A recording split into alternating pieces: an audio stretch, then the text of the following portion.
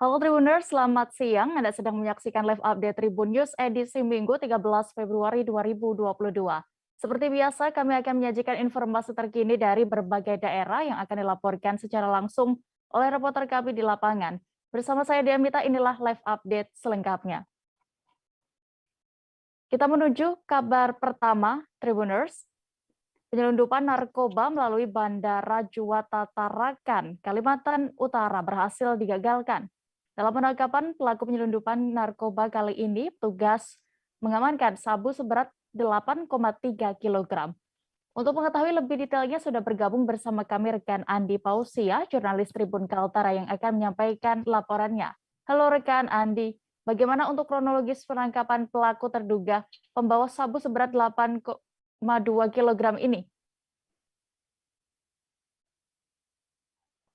Iya, baik rekan Dea, selamat siang Tribuner. Saya Andi melaporkan dari Kota Tarakan, Provinsi Kalimantan Utara. Jumat tanggal 11 kemarin terjadi penangkapan terhadap pria berjenis kelamin laki-laki berinisial IR berusia 24 tahun di Bandara Internasional Juwata Kota Tarakan.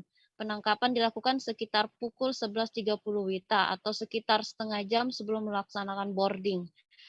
Adapun barang bukti yang ditemukan oleh petugas gabungan yakni ada 8 bungkus yang diduga berisi narkotika jenis sabu-sabu seberat 8,2 kg dan sebagiannya lagi dimasukkan di dalam kardus dan sebagiannya dikemas di dalam kemasan teh Cina.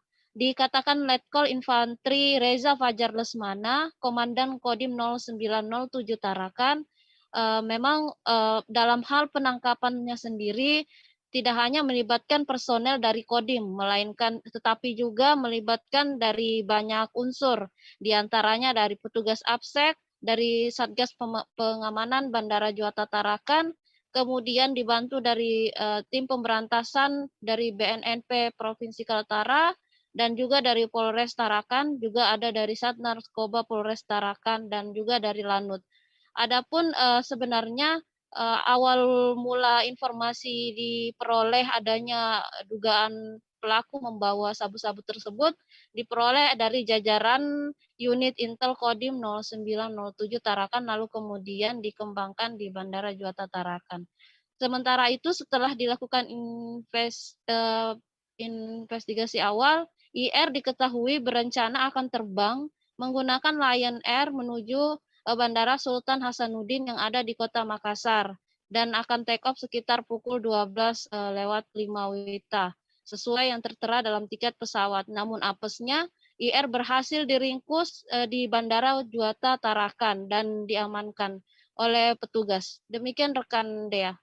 Ya, lalu bagaimana selanjutnya tindak lanjut terhadap pelaku yang membawa sabu-sabu ini?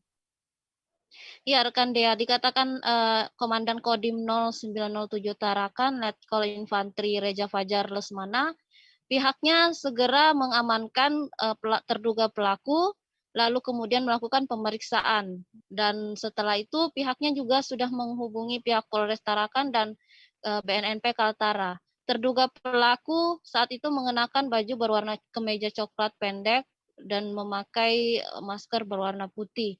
Kemudian terduga pelaku pun segera dibawa ke Makodim 0907 Tarakan di Kelurahan Kampung 1 untuk diinterogasi lebih lanjut.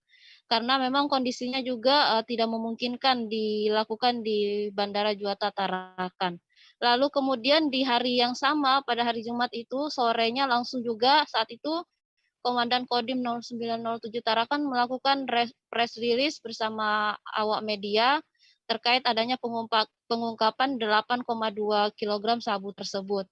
Dan selanjutnya di saat itu juga dari Komandan Kodim 0907 Tarakan menyerahkan secara resmi baik barang bukti 8,2 kg sabu beserta pelaku IR kepada BNNP Kaltara untuk ditindaklanjuti lebih lanjut atau diperiksa lebih lanjut. Demikian rekan Dea. Baik, Tribuners berikut akan kami tampilkan wawancara jurnalis kami bersama Dandim 0907 Tarakan, Letkol Infanteri Reza Fajar Lesmana selengkapnya. Pengamanan terduga dengan barang bukti ini tidak semerta hanya personil dari Kodim saja, karena tadi di bandara itu kita juga ada dari Satgas Pengamanan Bandara yang ada dengan kita, kemudian dibantu juga ada dari BNN maupun dari Polres. Jadi ada anggota juga yang tadi di sana dari narkoba ya, yang bersama-sama kita di bandara, walaupun secara mayoritasnya informasi awal maupun tidak lanjut awalnya dari jajaran unit Intel Kodim. Namun pada saat proses pengamanan terduga dengan barang bukti itu disaksikan oleh atau dibantu oleh rekan-rekan dari BNN dan dari Polres serta Satgas Bandara. Ya, dalam hari ini dari Lanut termasuk dari APSEK pengamanan dari bandara Juwata. Ya, jadi ini bukan hanya kami sendiri, walaupun secara tindak lanjut awal sampai dengan sebelum penangkapan itu memang informasi yang dikembangkan dari jajaran unit Intel Kodim, lalu kami berkoordinasi dengan pihak-pihak tadi, Polres, BNN, kemudian dari Satgas Bandara, termasuk dari pihak bandara Juwata. Kita laksanakan pengamanan terduga kurang lebih tadi pukul 11.30 waktu Indonesia Tengah di Bandara Juwata. Jadi sebelumnya kita memang mengamankan dulu si terduga ini di bandara, namun karena situasi waktu itu tidak memungkinkan, maka kita amankan di sini. Tapi ketika kami bawa di sini, kami sudah koordinasi dengan Pak Kapolres, kemudian dari BNN, sehingga penyerahannya dilaksanakan di Kodim. Mungkin demikian ya teman-teman ya. Polda Sumatera Utara membongkar makam korban tewas dugaan penganiayaan di kerangkeng milik Bupati Langkat nonaktif, terbit rencana perangin-angin. Ada 2 makam yang dibongkar pada Sabtu 12 Februari 2022 kemarin. Informasi lengkapnya akan disampaikan rekan Freddy, jurnalis Tribun Medan yang kini sudah tersambung bersama kami. Halo rekan Freddy, bagaimana untuk proses pembongkaran makam korban tewas kerangkeng Bupati Langkat ini, bisa dijelaskan? Iya baik, Dea dan juga pemirsa. Jadi kemarin itu Polda Sumut itu melakukan pembongkaran 2 makam korban tewas kerangkeng Bupati Langkat yang berada di Kabupaten Langkat begitu. Nah, adapun 2 korban tewas itu yang kuburannya dibongkar adalah uh, Saryanto dan juga Abdul begitu. Jadi kedua kuburan mereka itu dibongkar dan jasadnya itu diangkat untuk diteliti. Nah, polisi dari tim Inafis dan juga laboratorium forensik itu memeriksa tulang belulang dari sisa jenazah yang ada di sini. Mereka memeriksa apakah ada tidak tindak pidana yang masih tertera atau menempel pada bagian tulang mereka begitu. Namun nanti hasilnya akan disampaikan karena memang masih perlu diteliti oleh tim lapor Polda Sumut begitu. Sementara untuk 1 korban lainnya itu keluarganya menolak untuk dilakukan pembongkaran kuburan begitu dia. Namun demikian Polda Sumut masih terus berusaha membujuk agar makam Ucok korban tewas yang ketiga itu segera dibongkar begitu dia. Ya, lalu kenapa hanya 2 makam yang dibongkar dan bagaimana hasilnya, rekan Freddy? Iya dia, untuk makam si Ucok itu, korban ketiga yang tewas pada tahun 2015 itu keluarga tidak berkenan untuk dibongkar atau diotopsi begitu. Tapi polisi masih terus meminta agar keluarga itu mengizinkan karena memang lokasi kuburannya ini sudah hilang begitu. Jadi kuburannya itu sudah, tempat pemakamannya sudah tidak kelihatan lagi, sehingga keluarga pun tidak mengizinkan dan beberapa keluarga inti juga sudah tidak bisa lagi dihubungi begitu. Dan untuk hasil dari pemeriksaan laboratorium forensik itu nanti akan disampaikan karena memang berdasarkan hasil dari sementara itu beberapa organ dari kedua jenazah itu memang mengalami keretakan atau pergeseran begitu dari yang tidak semestinya. Artinya diduga kuat itu memang benar-benar ada terjadi penganiayaan sehingga mengakibatkan mereka meninggal dunia, begitu deh.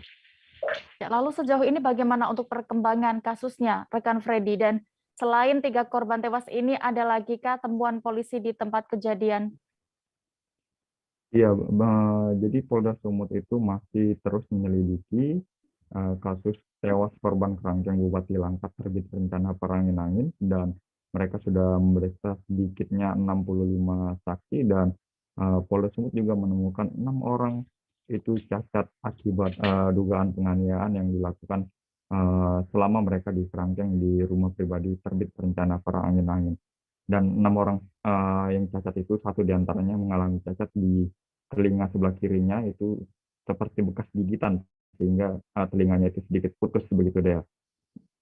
Dan polisi juga telah menemukan alat bukti, salah satunya yaitu berupa selang berbentuk padat. Itu selang itu diduga digunakan mereka untuk menganiaya tahanan. Jadi tahanan itu diduga dicambuk begitu sekujur tubuhnya, sehingga mengakibatkan mereka luka atau bahkan berujung maut begitu. Baik, Tribuners, terkait kejadian ini rekan kami sudah melakukan wawancara bersama Kabid Humas Polda Sumatera Utara, Kombes Hadi Wahyudi. Berikut keterangan lengkapnya. Hari ini Polda Sumatera Utara melakukan pembongkaran terhadap 2 kuburan yang diduga meninggal dunia, di mana kedua orang ini adalah penghuni kerangkeng milik Bupati Nonaktif Langkat, yaitu terbit rencana perangin-angin. Dugaan dari kedua korban ini meninggal pada periode bulan Februari tahun 2019 dan bulan Juli tahun 2021. Saat ini penyidik menggali untuk melengkapi penyidikan dan penyelidikan yang sudah dilakukan di tahap-tahap awal. Ya, ada berapa tim yang diterjunkan? Saat ini ada 2 tim dari forensik kepolisian, dari Inavis, kemudian di Treskrim ada di 2 lokasi, yang satu di Sawit Seberang, kemudian di Saibenga ini. Dengan inisial siapa itu? Iya, jadi yang dibongkar hari ini di 2 tempat yang berbeda. Untuk yang di sini inisialnya S, kemudian yang di Sawit Seberang inisialnya A. Ya, makanya cukup ya. Cukup ya. Kabar berikutnya datang dari Sumatera Selatan. Suhandi terdakwa kasus penyuapan Bupati Nonaktif Musi Banyuasin Dodi Reza Alex menjalani sidang di hadapan Majelis Hakim Tipikor Palembang. 2 oknum pejabat di Dinas PUPR Muba, Herman Mayori dan Edi Umari, juga mengikuti sidang. Dalam sidang ini, Suhandi memberikan keterangannya terkait suap 4 proyek senilai 20 miliar lebih yang diperolehnya dari Dinas PUPR Muba. Detail informasinya akan disampaikan rekan jurnalis Sriwijaya Pos Indonesia yang kini sudah bergabung bersama kami. Halo rekan Nisha, bisa disampaikan apa saja saat itu yang dikatakan oleh Suhandi dalam sidang? Baik deh, untuk dalam sidang sendiri, Bapak Suhandi selaku terdakwa dan di sini dalam hal ini adalah sebagai kontraktor, mengatakan dan membenarkan bahwasanya memang ada sejumlah uang yang ia berikan kepada Edi Umari dan Herman Mayori, yang mana dalam hal ini 2 nama tersebut adalah tersangka. Seperti itu deh. Ya, bagaimana lalu kaitannya terdakwa Suhandi ini dengan Bupati Muba Nonaktif Dodi Reza yang dalam hal ini juga sebagai tersangka? Oke, untuk Suhandi dan Bupati Muba sendiri, Dodi Reza mengatakan bahwa Bapak Suhandi ini tidak ada kaitannya langsung kepada Bapak Dodi Reza selaku Bupati Muba. Yang terdakwa Suhandi mengatakan bahwa dirinya tidak pernah memberikan uang secara langsung. Uang dalam hal ini adalah pembagian fee atau janji kepada Bupati Muba terkait 4 proyek yang didapatnya di Dinas PUPR Muba. Seperti itu ya. Ya, lalu apa agenda sidang selanjutnya dan juga kapan dijadwalkan, rekan Nisha? Oke, Untuk jadwal sidang atas terdakwa Suhandi sendiri akan dilaksanakan pada Kamis mendatang pada 17 Februari 2022 dengan agenda tuntutan jaksa penuntut umum. Seperti itu ya. Baik, terima kasih rekan Nisha untuk laporan Anda dari Palembang. Selamat kembali bertugas. Kita menuju informasi berikutnya, Tribuners. Peristiwa tanah longsor menerjang Kabupaten Sinjai, Sulawesi Selatan. Material longsor menutupi badan jalan Dusun Buah, Desa Baru, Kecamatan Sinjai Tengah. Akibatnya akses jalan tidak bisa dilalui masyarakat untuk beraktivitas. Kabar selengkapnya akan disampaikan wartawan dari Tribun Timur, ada Samsul Bahri yang kini sudah terhubung bersama kami. Halo rekan Samsul. Halo Mbak Dea di Studio Tribun News Jakarta. Ya, baik. Bisa diceritakan bagaimana untuk kronologi peristiwa tanah longsor ini? Ya, baik. Pada Jumat kemarin pada pukul 20 waktu Indonesia Tengah, peristiwa hujan lebat melanda seluruh wilayah Kabupaten Sinjai, Provinsi Sulawesi Selatan. Hujan lebat disertai dengan angin kencang dan bersamaan itu salah satu gunung yang kemudian di bawahnya terdapat jalanan yang menghubungkan dari Manimpahui ke Bikero, Kecamatan Sinjai Tengah ke Kecamatan Sinjai Selatan, kemudian jatuh dan menimpa menutupi seluruh badan jalan. Selain itu juga menimpa ada 2 unit rumah yang ada di sekitar itu, dan terdapat beberapa rumah yang lainnya di beberapa titik di desa tersebut, tepatnya berada di Dusun Buah, Desa Baru, Kecamatan Sinjai Tengah. Dan hingga kemarin peristiwa tanah longsor itu masih terus dibersihkan materialnya, dan hingga tadi malam baru dapat kembali dilalui oleh kendaraan Badia. Iya. Lalu terkait tadi Anda sebutkan bahwa material longsor juga menimpa beberapa rumah di sana. Lalu apakah ada korban jiwa, rekan Samsul? Iya, dengan adanya peristiwa tanah longsor tersebut ada 6 unit rumah yang kemudian ikut menjadi tertimpa. Ke-6 rumah tersebut masing-masing pemilik bernama Hamira usia 70 tahun, Suardi 45 tahun, kemudian ada Ibrahim 60 tahun, Basri 45 tahun, dan Rohani 60 tahun, dan Visi 60 tahun. Dan ini terjadi masih dalam satu desa di beberapa titik, maksud saya Mbak Dea. Namun dalam peristiwa tersebut tidak ada korban jiwa, hanya rumah membutuhkan pembersihan material dan membutuhkan perbaikan kembali, seperti itu Mbak Dea. Ya, terakhir bagaimana sikap Pemkab Sinjai mengenai peristiwa ini?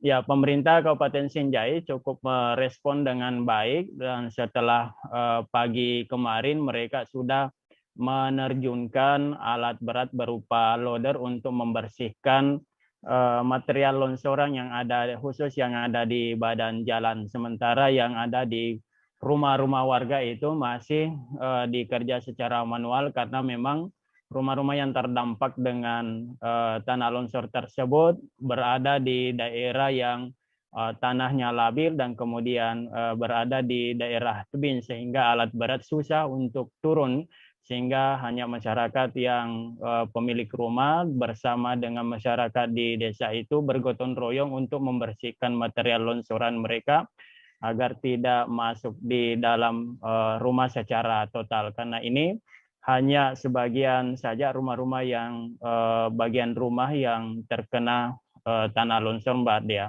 Dan penting kami sampaikan bahwa hingga saat ini masih daerah Kabupaten Sinjai masih terus diguyur dengan hujan deras, sehingga pihak Badan Penanggulangan Bencana Daerah Kabupaten Sinjai tetap mengingatkan kepada seluruh masyarakat yang ada di daerah ini agar tetap waspada terhadap dampak yang ditimbulkan cuaca ekstrim tersebut.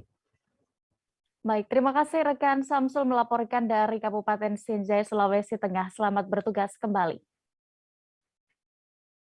Tribuners, kami masih akan kembali dengan informasi pilihan lainnya. Tetaplah di Live Update Tribun News. Oke, apa kabar Bang Arief di sini untuk strateginya?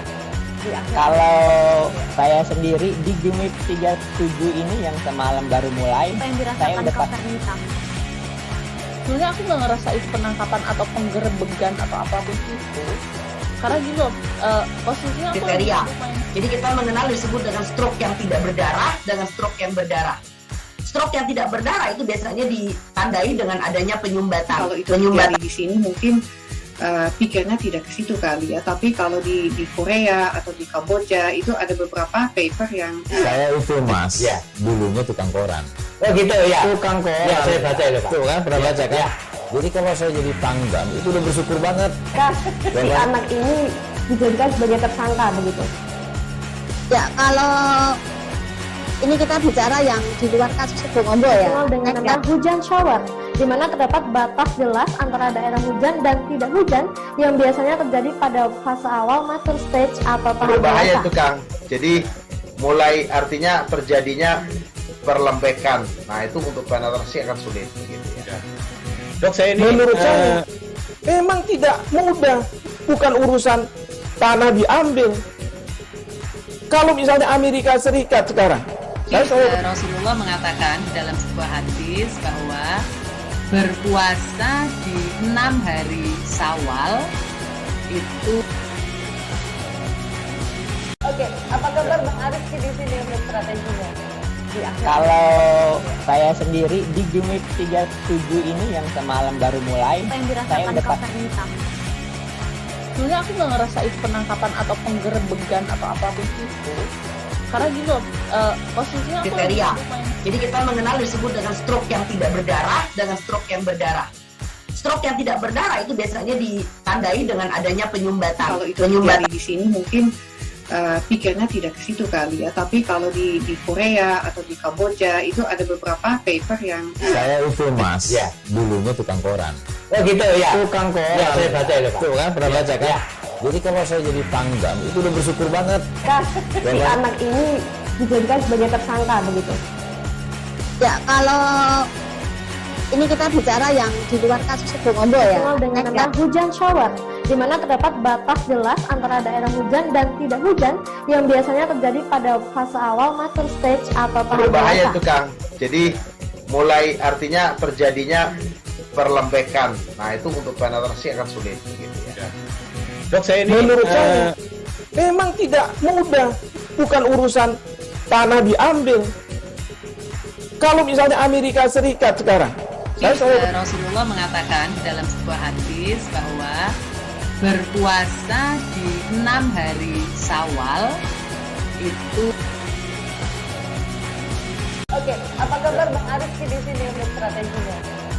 kalau saya sendiri di Gimik 37 ini yang semalam baru mulai, Apa yang saya dirasakan udah Kak Fernita? Sebenarnya aku nggak ngerasa itu penangkapan atau penggerebegan atau apapun itu. Karena gitu loh, posisinya aku lagi Kriteria. main. Jadi kita mengenal disebut dengan stroke yang tidak berdarah dengan stroke yang berdarah. Kembali di live update Tribun News, kita langsung menuju kabar berikutnya. Tribuners, sebuah mobil Nissan Livina terbakar di jalan lintas KKA Takengon, Bener Meriah, Aceh. Mobil itu ditumpangi 3 perempuan warga Nisam Antara, Kabupaten Aceh Utara. Mereka adalah bagian dari 6 mobil rombongan tujuan ke Takengon, Aceh Tengah. Selengkapnya akan disampaikan jurnalis Rambi News, ada Budi Patria yang kini sudah bergabung bersama kami. Halo rekan Budi, bagaimana bisa Anda ceritakan kronologis kejadian ini? Ya rekan dia, awalnya mobil Grand Livina tersebut melintas dari Nisam Antara Kabupaten Aceh Utara menuju ke Takengon ya, Aceh Tengah untuk tujuan berlibur. Tiba-tiba dalam perjalanan dari Nisam Antara menuju ke Takengon, pas di Kabupaten Aceh Bener Meriah, tepatnya di tanjakan Burnipase, itu mobil Grand Livina ini awalnya beriringan dengan 6 mobil lainnya rombongan ya. Jadi mobil Grand Livina ini pas di tanjakan itu mengeluarkan asap hitam dari kap depan mobil. mengeluarkan asap hitam. Setelah itu penumpang dan juga sopir keluar dari mobil tersebut melihat percikan api sudah keluar. Jadi mereka langsung keluar dari mobil dan menyelamatkan barang-barang di dalam mobil, barang bawaan mereka. Setelah itu mereka panik, karena panik mereka tidak berani memadamkan apinya. Setelah itu ada petugas dari pihak kepolisian yang menghubungi petugas pemadam kebakaran BPBD, unit BPBD Benar Meriah. Setelah itu tiba di lokasi kejadian, unit BPBD Benar Meriah itu baru mobil bisa dipadamkan sekira jam 12. Ya, kejadiannya jam 12, itu sekira jam 1 bisa dipadamkan. Begitu rekan Dea. Lalu adakah korban jiwa dalam peristiwa ini?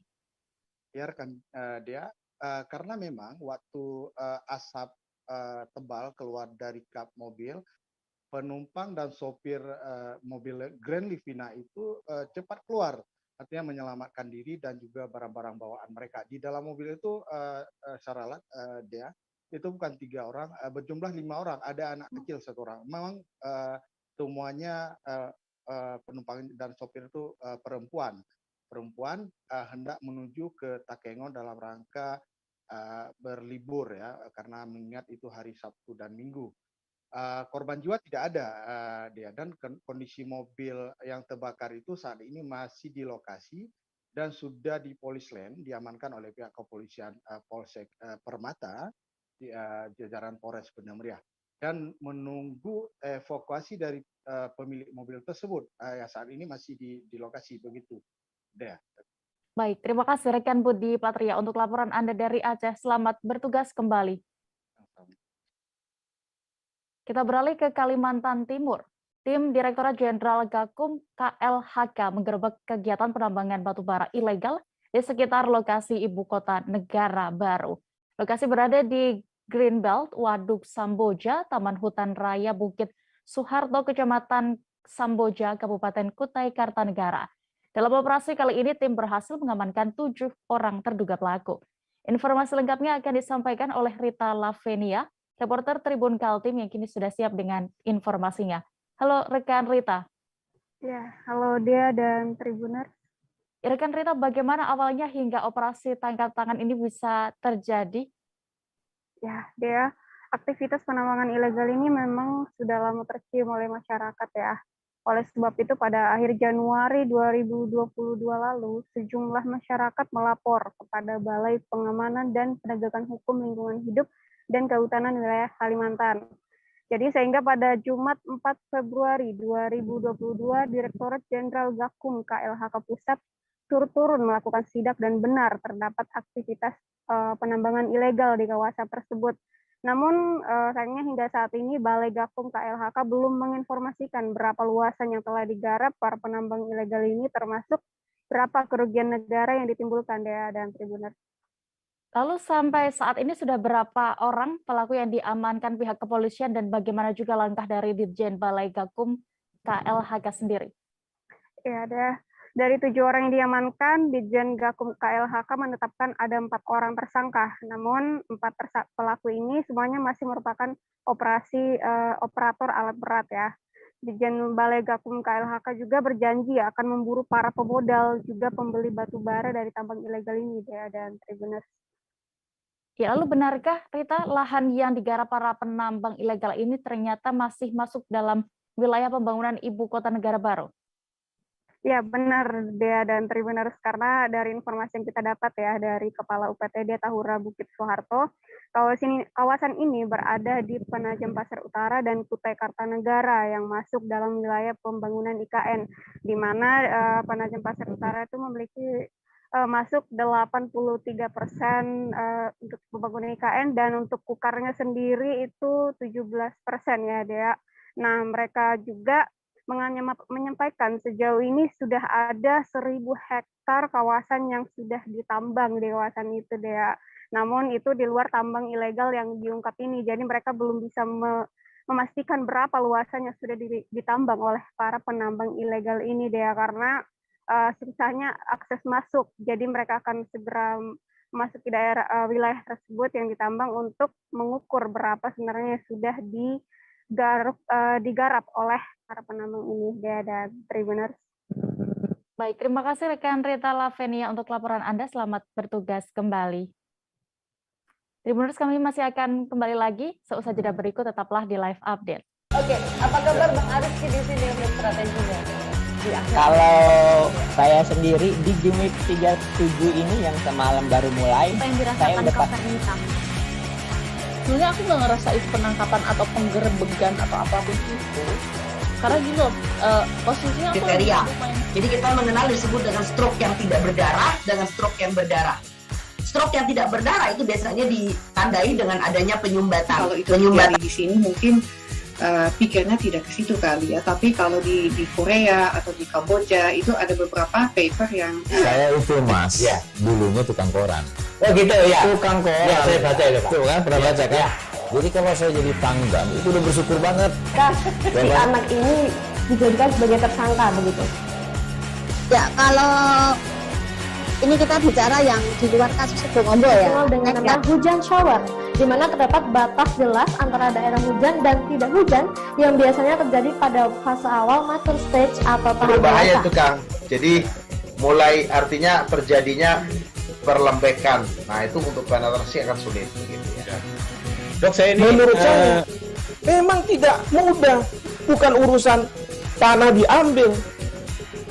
Kalau misalnya Amerika Serikat sekarang, Rasulullah mengatakan dalam sebuah hadis bahwa berpuasa di 6 hari Syawal itu. Oke, apa kabar Bang Arief di sini untuk strateginya?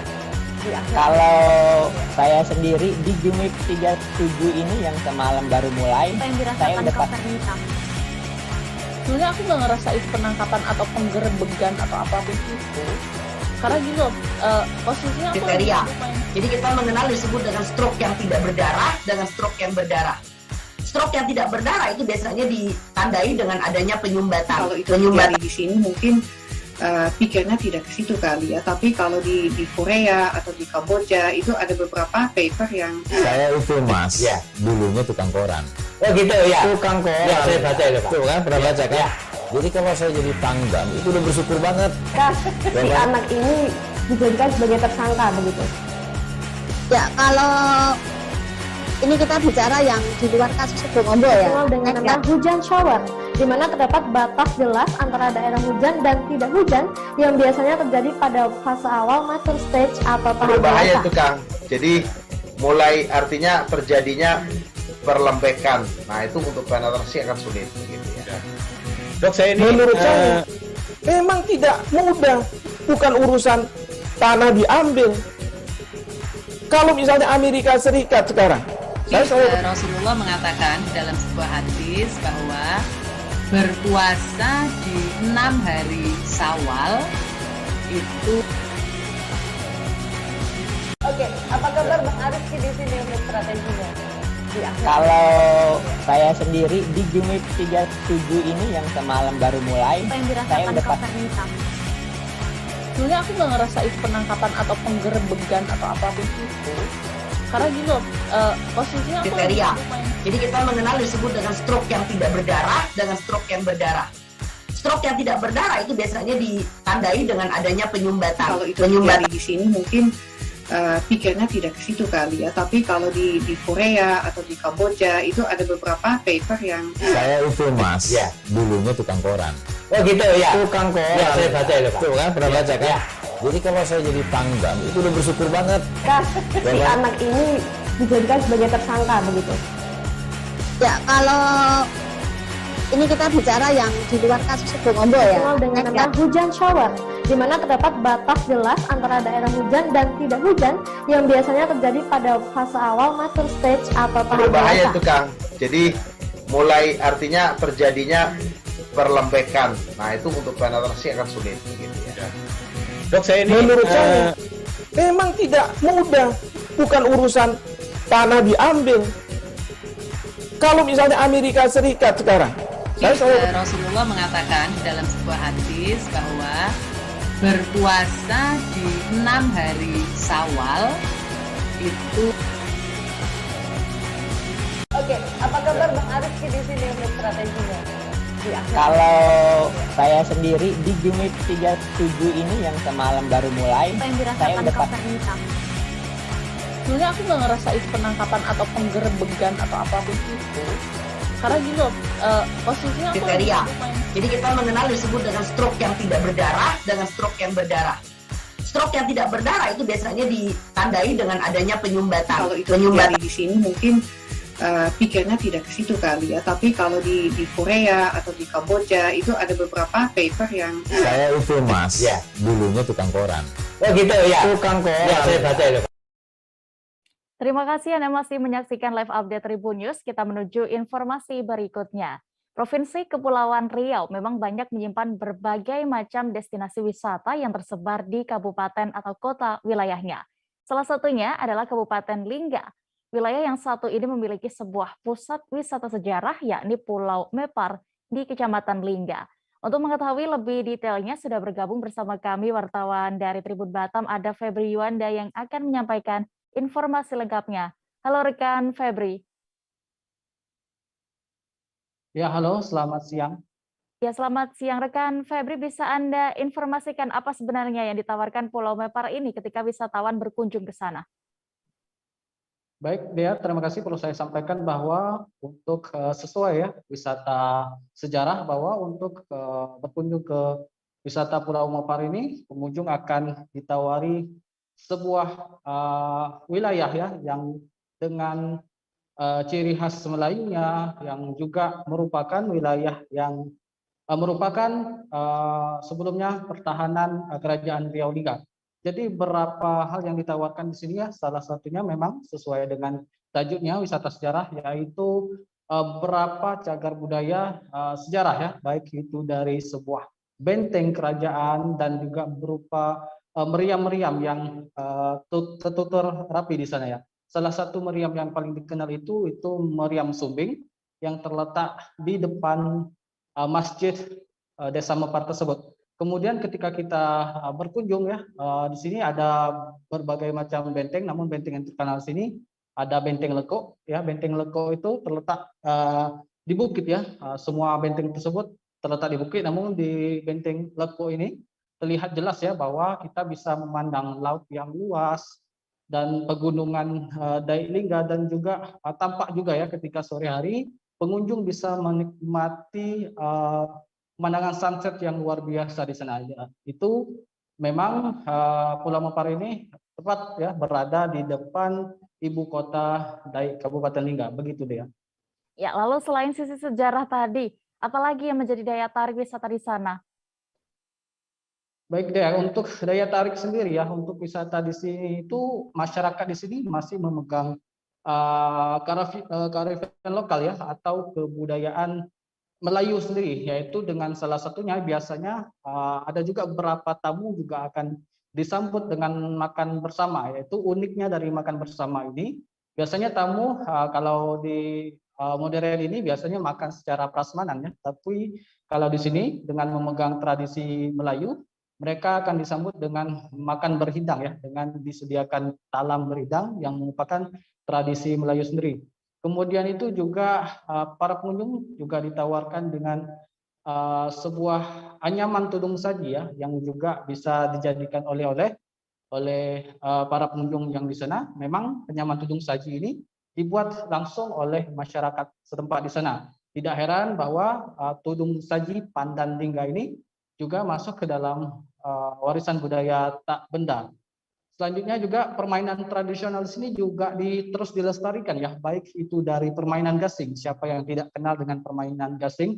Lingga ini juga masuk ke warisan budaya tak benda, dan juga ada permainan unik lagi yang jarang ditemukan di tempat lain, yaitu permainan ambung yang biasanya disebut oleh masyarakat di sini. Jadi dari kebudayaannya, dari tradisionalnya, ataupun dari oleh-olehnya bisa juga. Dan juga membuat betah di sini juga masyarakat di sini ramah-ramah, sehingga ketika pengunjung datang ke sini akan disambut oleh masyarakat dengan baik. Begitu dia. Ya, terakhir rekan Febri, bagaimana untuk akses perjalanan ke sana? Apakah sulit untuk ditempuh? Baik dia, kalau untuk akses perjalanan ke sini itu tidak sulit ditempuh ya, karena memang Pulau Mempar sendiri tepat berada di depan ibu kota Dai Lingga. Jadi ketika pengunjung menyeberang dari pelabuhan Tanjung Buton di Dai Lingga itu akan makan waktu lebih kurang 5 menit. Namun ketika dari pusat Kepulauan Riau ataupun dari kota Batam ataupun kota Tanjung Pinang, pengunjung juga bisa menggunakan kapal transportasi laut yang setiap harinya berangkat dari pelabuhan Batam, Telaga Punggur Batam, dan juga ada pelabuhan dari Tanjung Pinang, Sri Bintan Pura, begitu dia. Baik, Tribuners, berikut ini akan kami tampilkan hasil wawancara rekan jurnalis kami bersama pegiat sejarah Lingga adalah Zuardi selengkapnya. Mempar itu berasal dari kata bagaimana masyarakat awalnya melepa karena pulau itu adalah pulau sebagai tempat para nelayan yang dulunya, sehingga kata melepa itu iaitu tempat mengampai atau menjemurkan jaring dan sebagainya, sehingga terjadilah sebutan Pulau Mempar. Jadi di Pulau Mempar itu dulunya adalah sebagai, boleh dikatakan, serambi daripada Kesultanan Riau Lingga. Karena apa? Karena ketika orang-orang yang ingin menghadap atau menuju ke kerajaan Riau Lingga, maka dia memasuki lewat Mempar, iaitu sebagai pintu awal.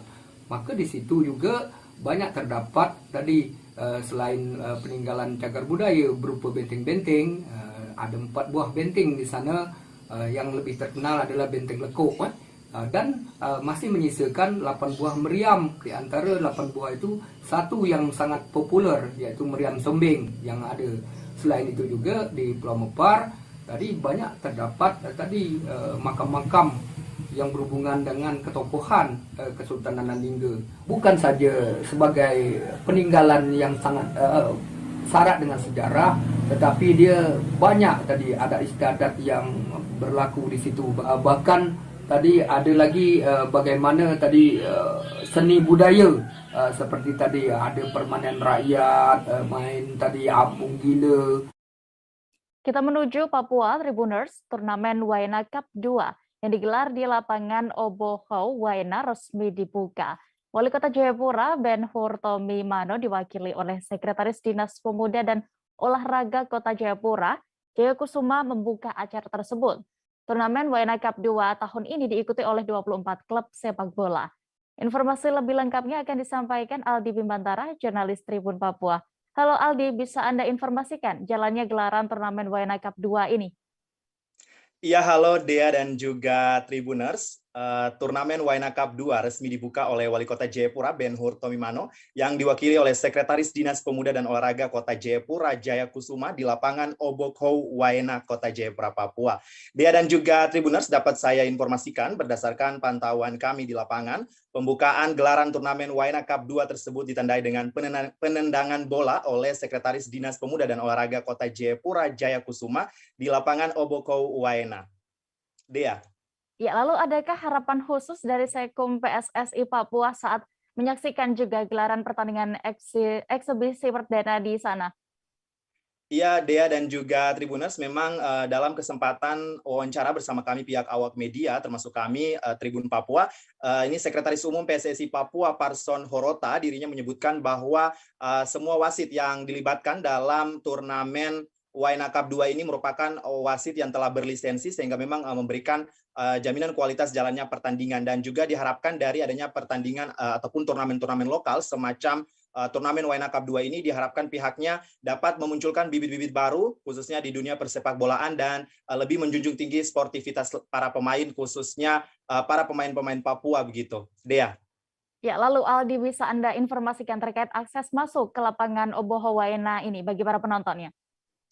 Iya, Dea dan juga Tribuners, memang gelaran turnamen Waena Cup 2 kali ini memang dibuka pada saat akhir pekan begitu, dan juga memang diimbau bagi para masyarakat Kota Jayapura khususnya pecinta dunia sepak bola yang ingin menyaksikan langsung laga perdana yang berlangsung hari ini dan juga nanti akan dilanjutkan keesokan harinya, dapat langsung menuju ke Waena, kawasan Waena di Distrik Heram, Kota Jayapura, Papua, dengan tentunya menerapkan protokol kesehatan ketat dengan mencuci tangan, menjaga jarak, dan mengenakan masker. Kemudian juga dapat saya informasikan, Dea dan juga Tribuners, pihak panitia dari turnamen ini juga membatasi jumlah pengunjung yang nantinya akan menyaksikan secara langsung di lapangan begitu, dan memang panitia juga memberikan alternatif, yakni bagi para penonton yang mungkin belum bisa berkesempatan untuk menyaksikan pertandingan ini secara langsung dapat mengikutinya melalui live streaming di kanal pihak dari turnamen ini sendiri. Dea. Baik, terima kasih rekan Aldi untuk informasi Anda. Dan berikut Tribuners kami tampilkan hasil wawancara jurnalis kami bersama Sekretaris Umum PSSI Papua, Person Hereta, selengkapnya. Dari kompetisi ini kita berharapkan bahwa dari kompetisi ini akan muncul pemain-pemain Papua yang bisa muncul di permukaan sepak bola Indonesia. Ya, kita tahu bahwa kita di sepak bola di Papua ini kita susah sekali punya pemain-pemain muda begitu. Jadi mungkin dengan kompetisi ini kita berharap bahwa bisa muncul dengan banyaknya kompetisi, banyaknya turnamen. Kami berpikir bahwa itu bisa menciptakan pemain-pemain yang handal, terutama pemain-pemain muda. Karena kita lihat sepak bola bukan lagi sekedar hobi, tetapi sepak bola adalah sekarang masuk ke industri sepak bola. Industri. Berarti kita berharap bahwa dari sepak bola ini akan muncul pemain-pemain yang bagus, yang punya kualitas dan akan menjadi pekerjaan untuk pemain yang bersangkutan. Saya pikir itu.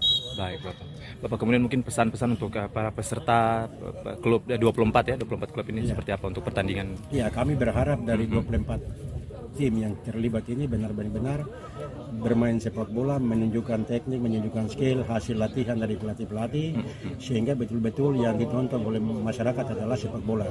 Bukan kita menunjukkan emosi di dalam, tetapi yang kita bangun adalah sepak bola, olahraga sepak bola, dan pemain-pemain itu dibina dengan aturan sehingga bermain sepak bola yang benar juga kepada seluruh pelatih, sehingga harus menghargai setiap keputusan wasit, apapun yang dilakukan di dalam lapangan yang diambil oleh wasit itu adalah bagian untuk mengendalikan suatu pertandingan sehingga betul-betul pertandingan itu ada pada koridornya. Baik. Tribuners, saat ini semakin banyak pilihan jika Anda ingin berkunjung ke area daya tarik wisata atau DTW Guci di Tegal, Jawa Tengah. Selain pemandian air panas yang menjadi ikon utama, pengunjung juga bisa menikmati destinasi lain, satu di antaranya adalah Curug Sigeong. Curug Sigeong ini memiliki dua daya tarik utama. Apa saja itu? Selengkapnya akan disampaikan Desta Laila, reporter Tribun Jateng yang kini sudah bergabung bersama kami di sana. Halo rekan Desta. Halo rekan Dia, selamat siang. Selamat siang. Rekan Desa, bisa Anda informasikan terkait Curug Sigeong ini, lokasi tepatnya ada di mana, lalu juga apa saja yang ditawarkan? Oke, baik rekan Dia. Untuk Curug Sigeong ini merupakan salah satu destinasi wisata yang berada di area DTW Guci, Kabupaten Tegal.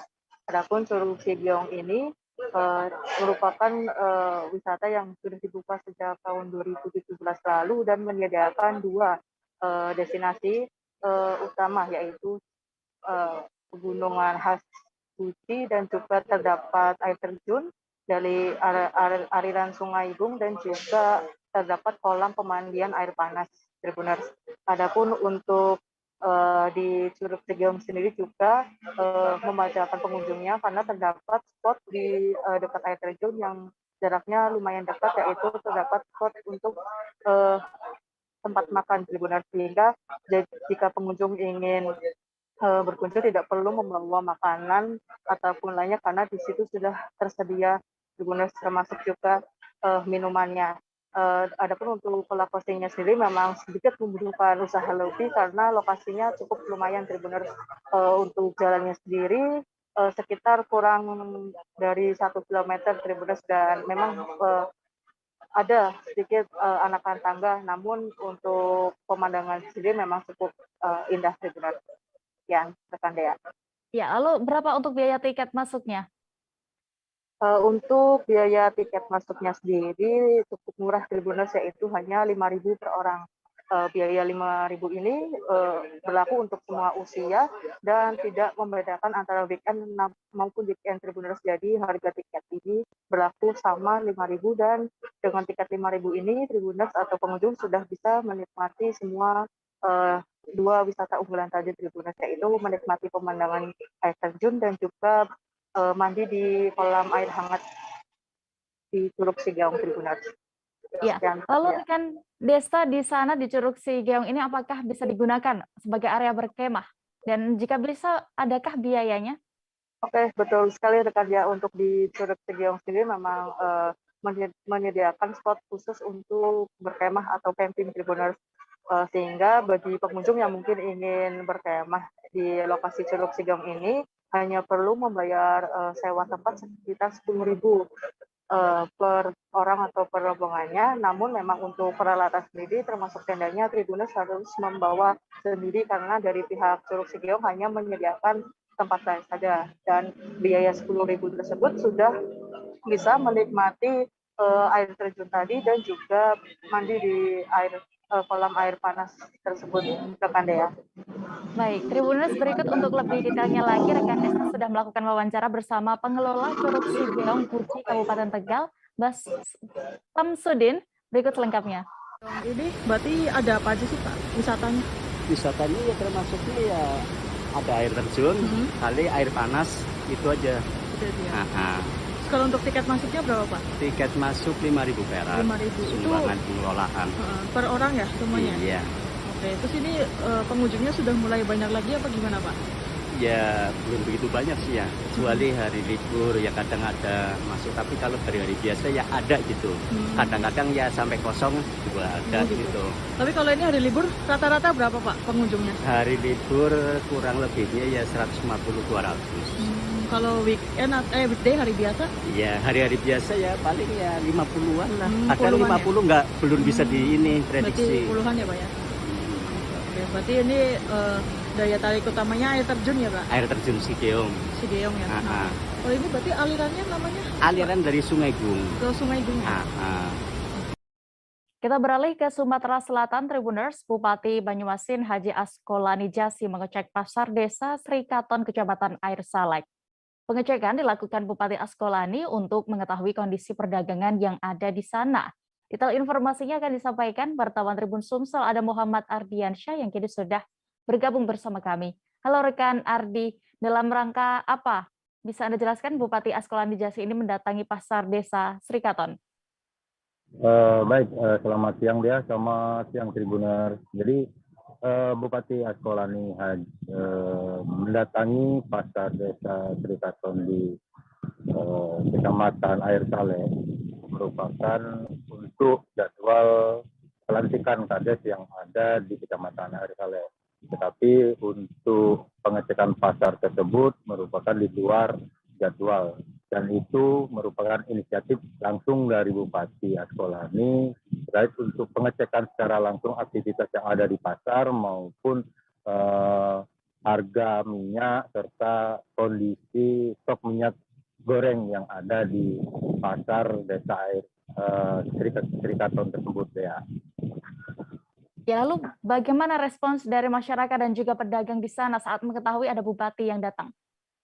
Baik, Dea. Jadi masyarakat yang mengetahui orang nomor 1 yang ada di Kabupaten Banyuasin datang langsung ke pasar, menyambut baik dan menyampaikan keluh kesah kepada sang bupati bahwa mereka saat ini kesulitan untuk membeli minyak goreng karena memang stok yang ada saat ini tidak tersedia.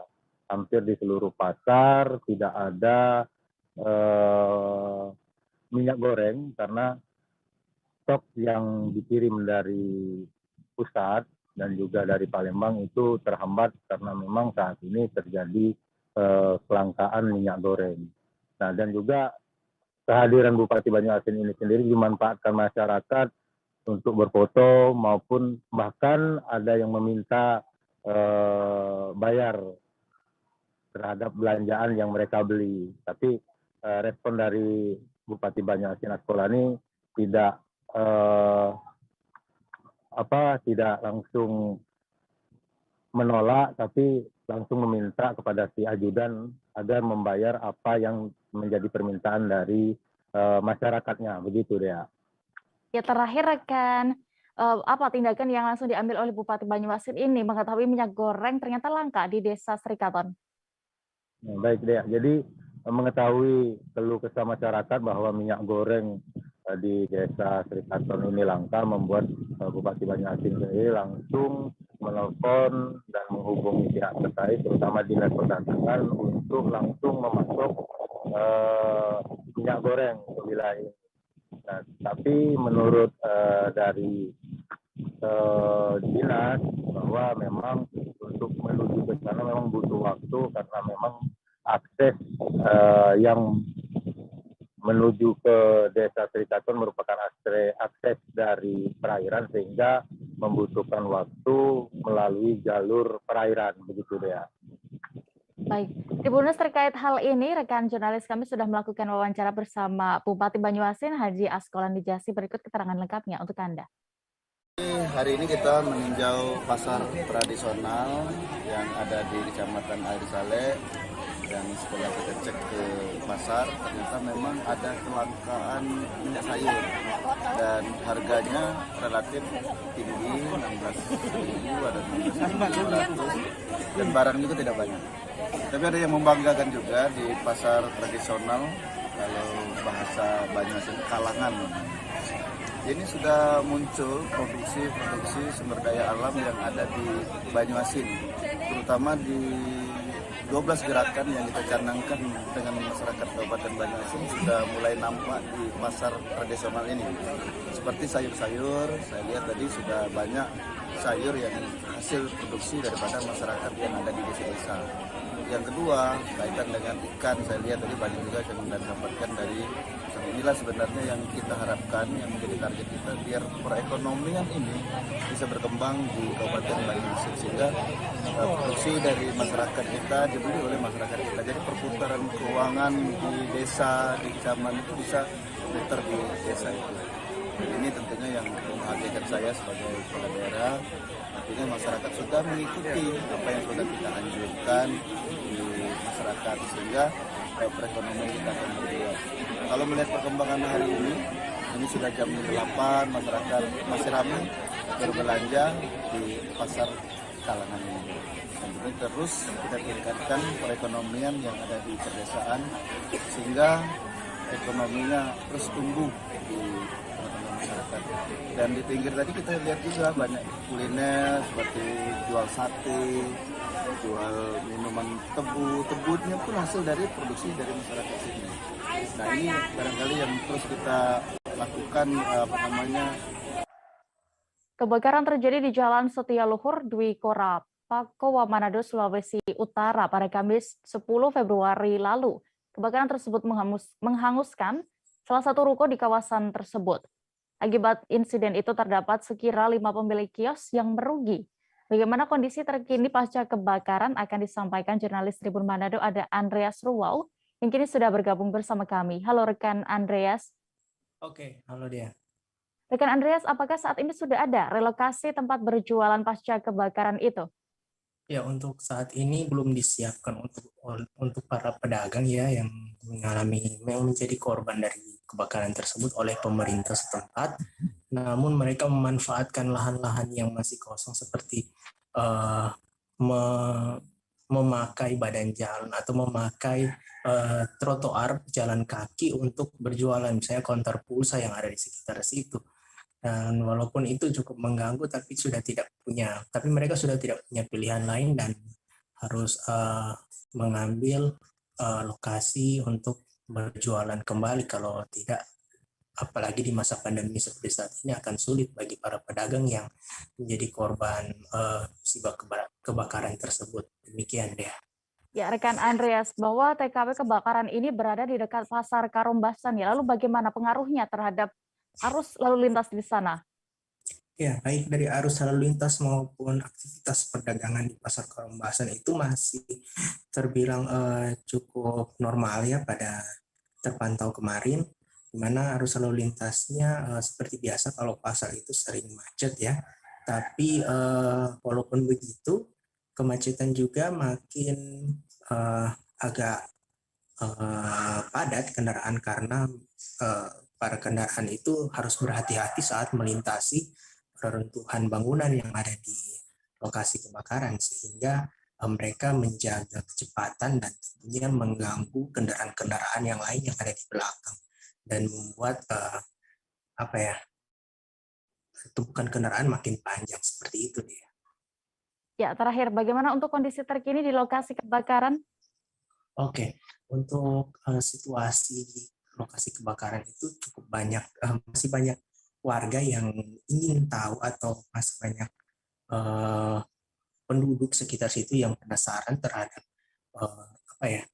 terhadap kondisi terkini TKP, namun mereka tidak bisa masuk karena sudah di polisi lain, dan korban-korban juga masih sering berdatangan mencari sisa-sisa barang-barang yang mungkin ditinggalkan atau yang masih bisa diselamatkan, dan belum ada tanda-tanda dari pemilik kios atau dari bantuan dari pemerintah yang disalurkan di lokasi kebakaran itu, dan hingga saat ini masih berupa reruntuhan bangunan yang hangus terbakar gitu dia.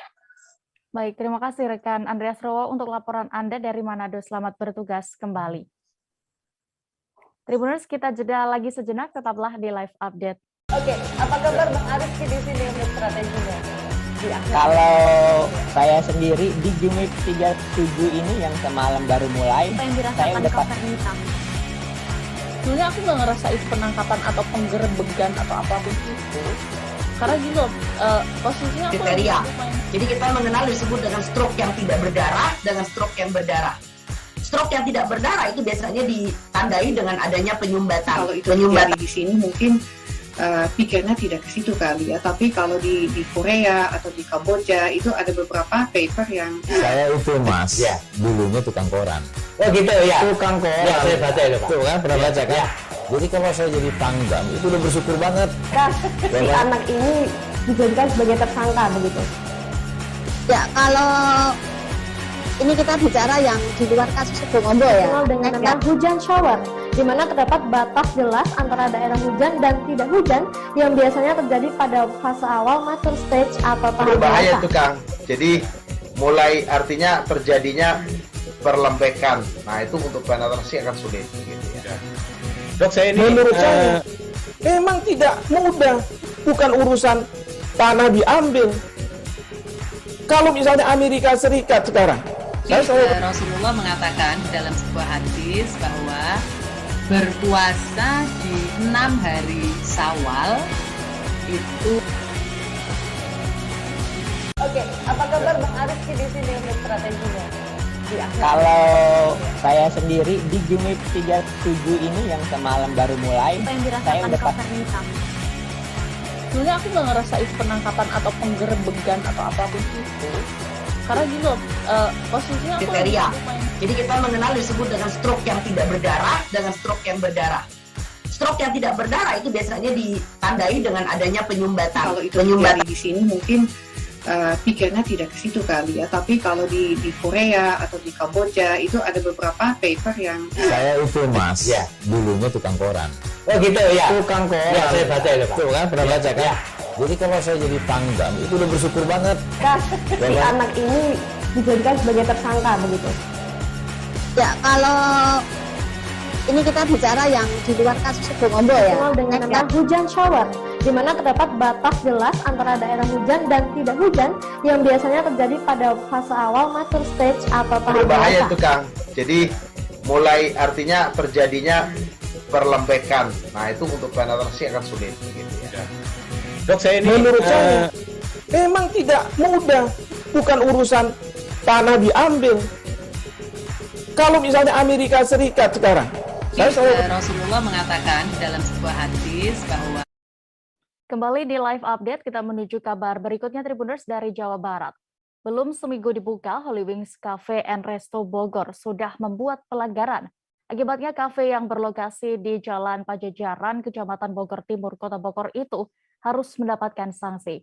Saat ini kami sudah tersambung dengan rekan Rahmat, jurnalis Tribun Bogor yang akan menyampaikan informasi lebih lengkapnya.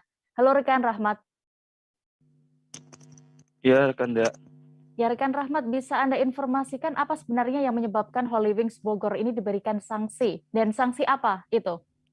Baik, Dea dan rekan-rekan Tribuners lainnya yang menyebabkan Cafe Holy Wings Bogor yang berlokasikan di Jalan Raya Pajajaran, Kecamatan Bogor Timur, Kota Bogor diberikan sanksi oleh Satuan Polisi Pamong Praja dan petugas lainnya adalah terkait pelanggaran prokes PPKM level 3 Kota Bogor.